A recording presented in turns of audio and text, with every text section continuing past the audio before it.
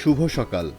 আজ বুধবার ২২ জানুয়ারি ২০২৫ খ্রিস্টাব্দ, ৮ মাঘ ১৪৩১ বঙ্গাব্দ, ২১ রজব ১৪৪৬ হিজরি।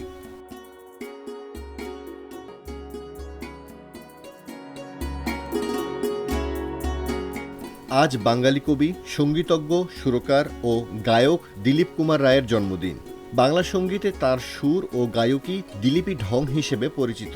তিনি নজরুলের সঙ্গীত রচনাকে কলকাতার সুধীমহলে জনপ্রিয় করে তোলার ক্ষেত্রে গুরুত্বপূর্ণ ভূমিকা রাখেন।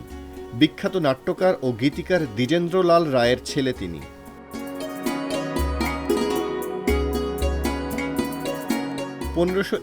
সালে আজকের এই দিনে লন্ডনের স্ট্র্যান্ডে জন্মগ্রহণ করেন ইংরেজ দার্শনিক, আইনজ্ঞ, রাজনীতিবিদ এবং পরীক্ষামূলক বৈজ্ঞানিক চিন্তাধারার পথপ্রদর্শক স্যার ফ্রান্সিস বেকন।